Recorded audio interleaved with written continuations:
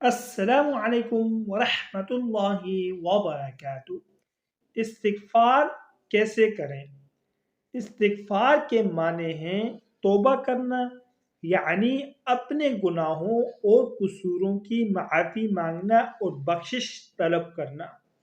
اور اس کی حقیقت اور روح یہ ہے کہ آدمی اپنے گناہوں کو سوچے جنہوں نے اس کے نفس کو گیر رکھا ہے، یعنی اس کو میلا اور گندا کر رکھا ہے، اور پھر اسباب مغفرت اختیار کر کے نفس کو ان گناہوں سے پاک کرے۔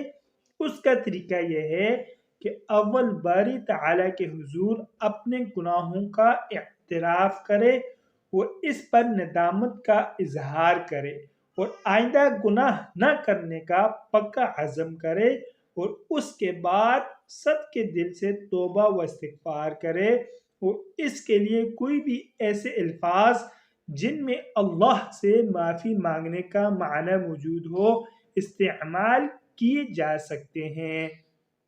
اس مفہوم کی ادائیگی کے لیے سچے دل سے استغفر اللہ بھی کہا جا سکتا ہے، اور اس کے بہترین الفاظ میں سے چند یہ ہیں: استغفر اللہ الذی لا الہ الا هو الحی القیوم واتوب الیہ۔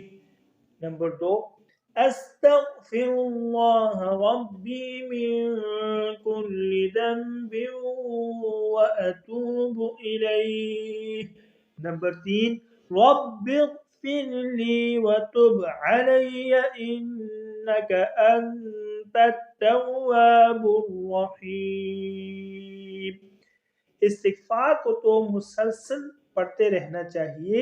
نبی کریم صلی اللہ علیہ وآلہ وسلم سے ایک مجلس میں 70 مرتبہ استغفار ثابت ہے۔ البتہ گناہوں سے سچے دل سے توبہ کرنے کے بعد گناہوں کے بارے میں اپنے اختیار سے بار بار نہیں سوچنا چاہیے۔ اللہ تعالی کی رحمت سے امید رکھی جائے کہ وہ صدق کے دل سے توبہ کے بعد معاف کر دیں گے۔ دوستو، اللہ رب العزت مجھے بھی اور آپ کو بھی اس پر عمل کرنے کی توفیق نصیب فرمائے، اور مزید اچھی ویڈیوز کے لیے چینل کو آپ لازمی سبسکرائب فرمائیں۔ جزاکم اللہ احسن الجزاء۔ طالب دعا قاری محمد آصف۔